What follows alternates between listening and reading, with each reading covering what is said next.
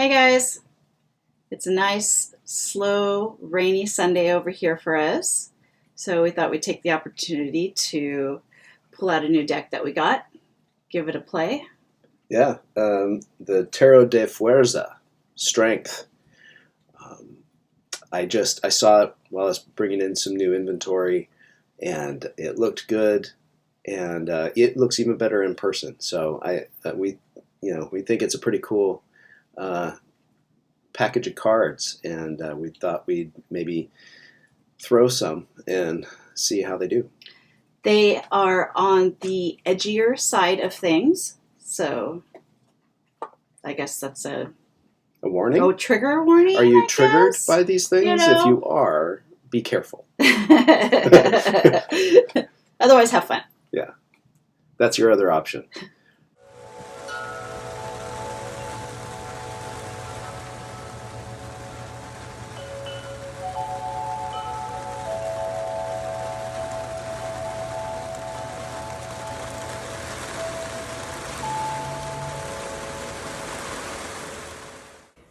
So, do you have a question? My question, let's read a little bit about, this weekend we've got a gig coming up in Los Angeles. There's going to be everything from aliens to metaphysical stuff to channeling to readings, high technology stuff, as well as new concepts. So we're going to see a lot of new people. Yeah. Yes, it's going to be a busy weekend. Yeah, Yes. so I'd like to maybe just explore like what it's going to be like and how we can approach it doing what we do to read cards and work with the type of energy and the people that are going to be there. Oh, all right.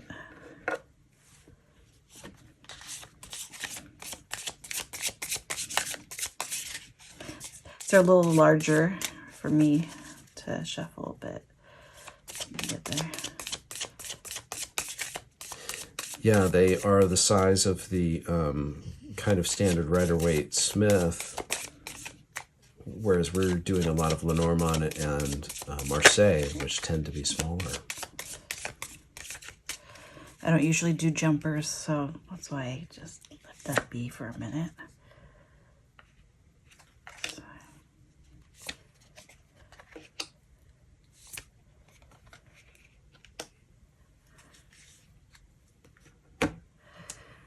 Okay, all right. So we got a little bit of justice. We got a little bit of pontification.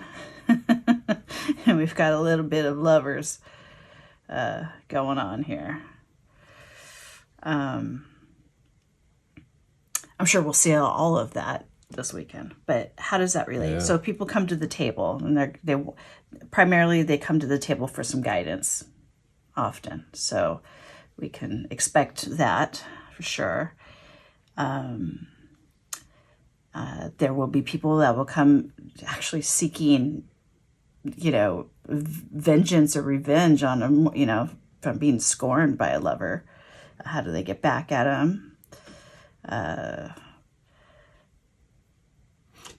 noticed that I've experienced a lot of recent readings where the sitter is asking about what's fair in love, and they are. I'm rather impressed a lot of the times because they're being very conscientious, asking themselves enough to consult guidance with the cards on my next move, the thing that I do next. Is it going to be fair for my lover? Is it going to be fair for me? Is it going to be fair for my potential ex-lover? When you can tell they want to make the change, but they want to do it well. They want to do it right. And it's interesting with this being the central card because it sort of addresses the morality involved in that. And you can argue whether or not morality should be a thing there, but it's if anything, it's kind of touching that they're at least considering it before they make the move and asking somebody else. Sure. Okay. So do you feel like there's going to be more of that for us this weekend? Something that's interesting that what you say about the morality and stuff, the snake, right? That's like big medicine, right? It's both positive and negative. So she's kind of got the lighter and the darker snake here around the sword of justice. So definitely about bringing that balance to things. The Libra here in the middle. And the growth of the vines there, the dance. This little Cupid's like a little devilly Cupid, right? So it's about fun. More a little bit of spiciness than the cute little cherub, right? Yeah, not blindfolded, but closed eyes and looking away, sort of like just loosing that arrow sort of by accident, you know? Sure. So, with regards to the type of clientele on the weekend things that we may see, I think it should be very likely that we'll be seeing questions regarding relationships and justice. For sure. Of all sorts, justice in the world, justice within, finding peace within, justice within one's own belief systems, coming to terms with decisions and who you want to be with and be around, things like that. You might get a few of those. Interesting. All right, so let me give it a try here.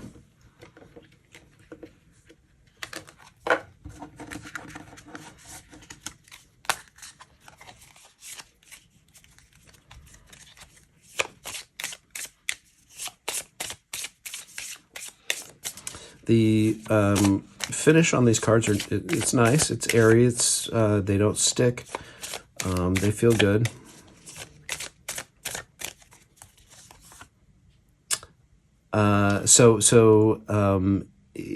Let's say something unique or special, something to consider. Is there anything that I'm not thinking of, not considering, that could maybe bring an edge to our reading, something new?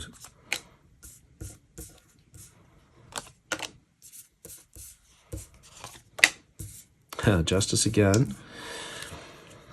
The Magician. The Chariot and Justice. And this is what I was talking about, the faceless. There's a couple of cards here with this faceless character, and I really like it. To tell you the truth, that's why I keyed into this deck. I like the way this is depicted. There's something very important and deep about this. And so the Magician, like the wheat, it's like the wheat stalks and the emptiness and the there's a lot of, the cycle of this, the harvesting, the presence of the sun, this idea of your intention, right? And I like the raised finger, the single finger there with the presence of the one, how as above, so below. That's the magician's whole understanding, right? But I love the stars being depicted here. How do you like that idea there, the star? Because you've got that caped figure, black space, empty face, nothing's there, and behind it is the stars. Yeah. It's, Yeah, that's a very personal image, I think. Well, definitely for myself, but for I think for a lot of people, where we think it's a private thing that we experience on our own, and we realize that it's really what you've stumbled across is something very universal. Well, okay, so the Chariot going forward, the movement. I like these two hands with the two leads, and they're slack. The hands are disembodied, right? That's so awesome. The presence of the moon there, that's really cool. We have the zodiac around the breast of both of the horses. You've got the sun and the moon on there. Yeah. They're like seeing eye. It's very platonic, and free all at the same time. I like the way this depiction doesn't confine the idea of movement. So it's great for an open road. You can really easily read it for opening the road.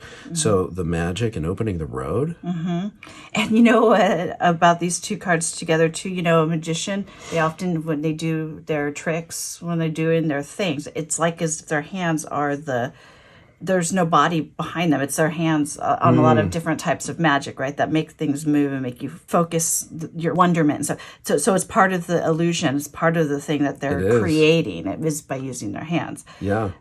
So whereas it's very clear in here, and then it's like it comes over here. And it's like do do do do do Right. do, right? So it's just random thoughts, but Absolutely. And any deck that you can do a bit of language of the birds with, right? Like an Enrique style thing where you've got the two hands would lead to the two cups, or it would lead to the two snakes. And I would argue I'd probably go for first the two snakes, because these are almost like two snakes themselves, right?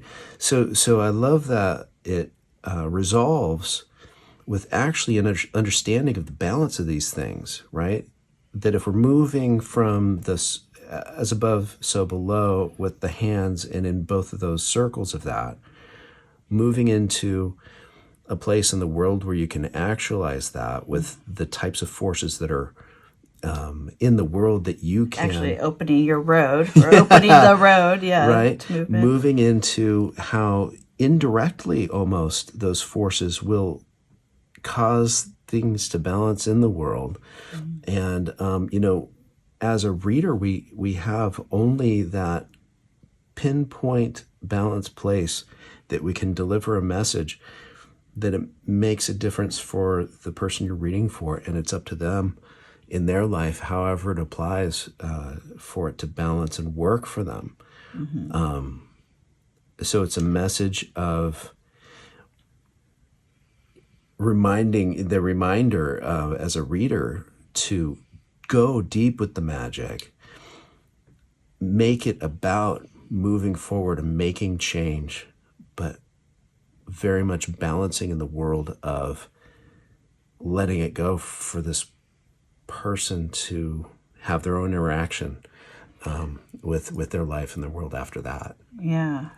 So in regards to something surprising or unexpected that we might come across during this weekend, like you were saying, the deep personal place where this can be, of the creating the space and stuff, we might be surprised at how many people actually sit down that are serious about wanting to dig into something. We get a lot of regularly at the other shows, we seem to get a lot of general questions. I don't know, let's see what the universe just wants to tell me.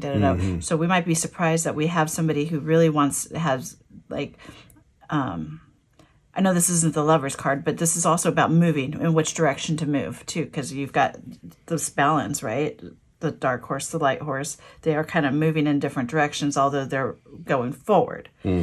So, we might be surprised. Also, we might, when we do our candle readings, we get a lot of justice candles, court case candles, things like that. It's like, we might be surprised that people might sit down for that kind of stuff too. Yeah. And for a card reading, that's interesting. We get a lot for candles, and it's usually associated with candle work, but it's true. We might see more of that. There's certainly reason to believe that people are interested in that these days, because there's a lot of violations of justice, and people reimagining and rethinking and participating in justice. So you might be onto something there. That might be interesting. Wow. Well, there's a good little sample, eh? Yeah.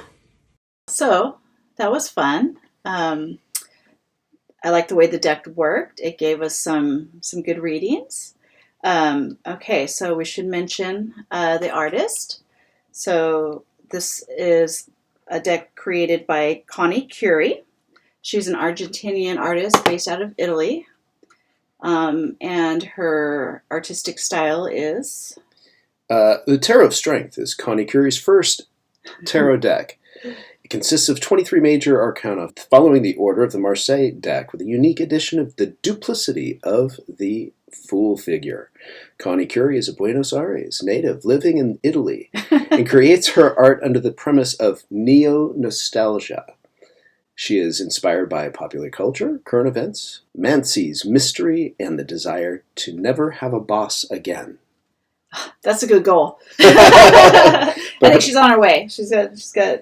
I like her style, and I saw some posters and things on her website. She's done work for studios, and I think she's well on her way. Yep. So very cool. So there it is. Thanks for following us through that little display there. Bye.